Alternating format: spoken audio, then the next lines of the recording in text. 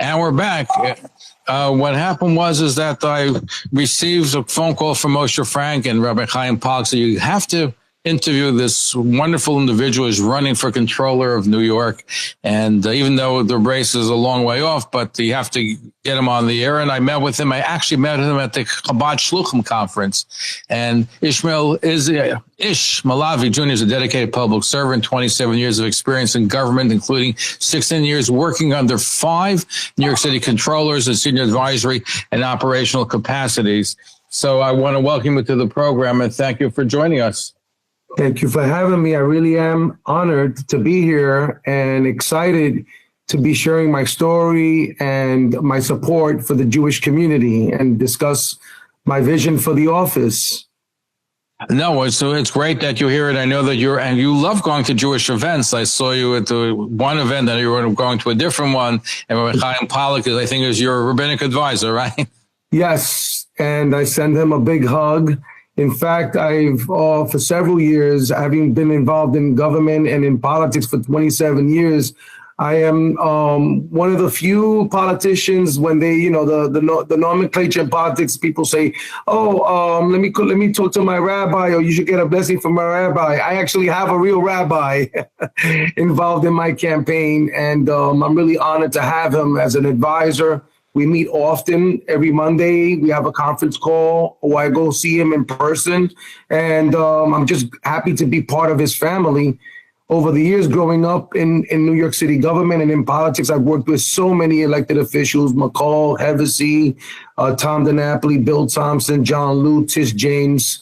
So over the years, the Jewish community is a community I've been deeply tied to, and I have an affinity and a love for the Jewish community because my children are blessed to be have Jewish brothers and sisters by virtue of growing up together, going to school together. So I have young men and women that I see as nieces and as nephews in the Jewish community. Now your middle name I think is what, Ish, which stands for man in Hebrew.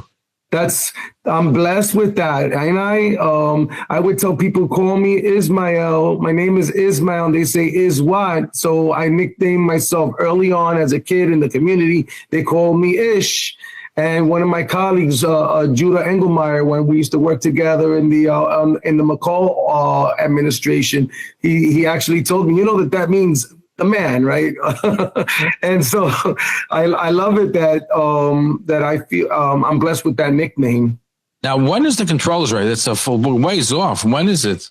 It's actually in 7 months, in June 24 of 2025. So it's fast approaching. I am in the midst of trying to raise money, and some of the stuff that I hope when I get elected and stand by is a couple of things. Is I'm going to stand with the yeshivas. I think that it's important that the separation of church and state, and as well as the educational system that the yeshivas stand for is vital to your community. And I stand 100%. I think that the government should not impede or tell people how what they should and shouldn't study when it comes to religious instruction, and that's something I stand for, and so I think that that's one of the relevant things. And also with as if every family hate and anti-Semitism. I mean, as somebody who grew up in New York, we've all experienced kind of like a bad brush off or situation with someone that is expresses hate. And I've having been involved in government and in politics, I've actually seen protests from, the KKK and others, and hate is real and it's sad. And I stand with the Jewish community against hate. I believe that the Jewish community should be able to practice their religion and live freely where they want to, and so that's something that I just wanted to put out there. So I'm not a Johnny-come-lately, as they say in politics. I'm somebody that grew up and with the Jewish community. I love the fact that Jewish community is very tight knit. and has very distinct communities and expresses their culture. And people in New York, if you're a real New Yorker, you just appreciate the fabric that the Jewish community has provided to many communities across the years, and the role that the Jewish community plays in the real estate world, in the business world. In fact, one of my first real jobs, besides working for my mom at home, right? I was raised by a single mom, so whatever mom said to do, I had to do. Was working at a store called Worth Hyman's, and it was on 81st Street in kind of like in Manhattan, in that not too far from Broadway. Worth Hyman's. It's like the Jewish Woolworth, department store. It was a big department store. I don't know if you've ever been there, but that was one of my first jobs. I was a stock boy. Wow. So you're working with the Jewish community, going to a lot of different events. Here's the toughest question of the interview so far. Okay. Now, as a candidate, you get to go to different ethnic groups and you have to sample different foods. When you go to Jewish events, what's your favorite Jewish food? Oh, wow. That's an easy one. The matzo balls. Matzo balls, of course. In fact, I had a matzo ball with, I was endorsed by From News. And Jack Bard told me, you got to go into that particular store at this particular time when it's nice and fresh, and go have yourself a soup with and make sure they drop a matzo ball in it.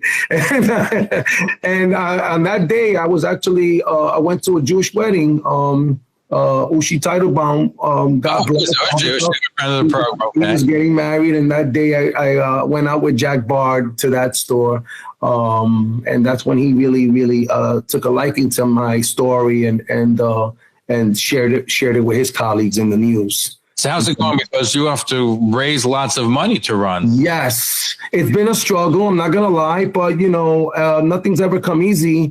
And if it comes easy, then it's something that you should raise your eyebrow for. So I am at the point where hopefully when we meet the matching funds, I got to get 500 New Yorkers to make a contribution of $250 so I can get the $125,000 to qualify for matching funds. Now, some of the opponents are already they're like candidates because they just transferred office sought. So if they were in a city office, they brought in money from 2021, and I think that's like a loophole in the campaign finance rules that people should revisit. I started my campaign early on. I was one of the first people running for the office when before the current comptroller decided he was going to run for mayor.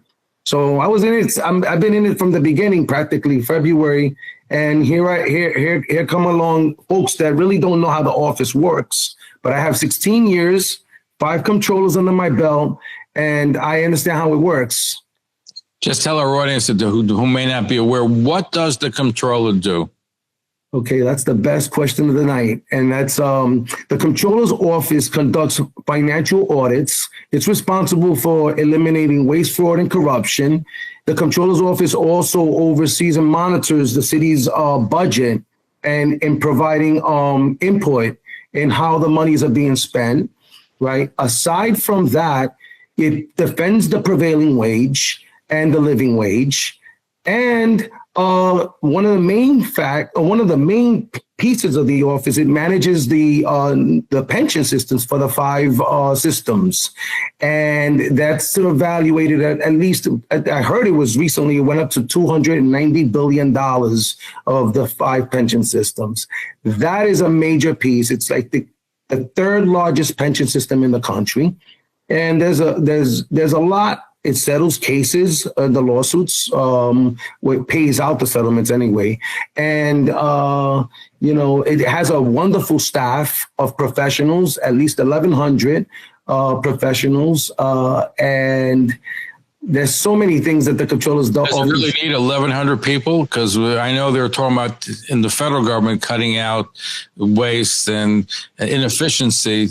Does 1,100 people need to be employed by the controller's office? Actually, it should have more. It should have more auditors for sure. And I think that folks are retiring. So there's there's an important role that the Comptroller's office does because it's a standalone agency and it monitors. It's the chief fiscal watchdog for the city.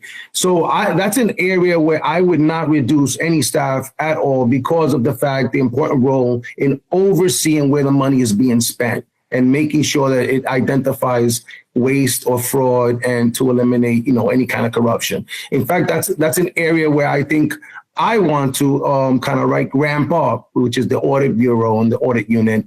And one of my hallmarks will be when I get elected is institute a citywide financial literacy program for all New Yorkers to benefit on how to learn how to manage your own money, how to budget money, how to deal with credit, and enable young folks to help them get ready for college and preparing for the future in life. Not only young folks as well. I mean, across the gamut, when it comes to managing money, a lot of folks, they don't know what to do with their own money often. Well, it sounds like it's a challenging job. And now, how does it work as far as now? Do you have a crowded field of Democrats, I believe, that are running for the position? I don't know. Is anybody announced on the Republican side? No. I have a lot of friends on the Republican side that want to support me, by the way, just so you know, and on the conservative side as well. And mainly because I am I'm prepared academically as well. I have an MBA from CUNY's Harvard, the Zicklin School of Business, and I have an economics degree from Lehman College. So I'm the only CUNY twofer running for the spot. And I have a love for the office, having been there for 16 years. So that's a key piece that day one, I understand how it works. I'm going to land. The rubber meets the road. It's already there. I already know how it works. It's not like one of these where I'm trying to, navigate my way through it. I know how it works. Terrific. So I want to thank you for joining us, just the beginning. And again, you have some good friends in the Jewish community. As I said, Moshe Frank, you got to put him on the air. And then I spoke to Rabbi Chaim Paul, you got to put him on the air, but he's your rabbinic advisor. So, and Anushi Talbam, of course, is a good friend of the program. So Yishmael Ish Malav. Thank you for joining us. Ish. Another dish that I love, by the way, is lox. Lox with, Lox and cream cheese. Bagels? Of course. In fact, Judah Engelmeyer put me up on that when he used to own the Bialy's Bagels. And on the Lower Side, right? Correct. Yeah, yes. But thank you for having me. I really am feeling honored about this interview, and I appreciate it. I hope to come back soon. Look forward to it. Thank you for joining. And I want to wish the entire Jewish community a beautiful holiday season. Thank you. Thank you for joining. Good luck, and we'll have you back again very soon. Thank you.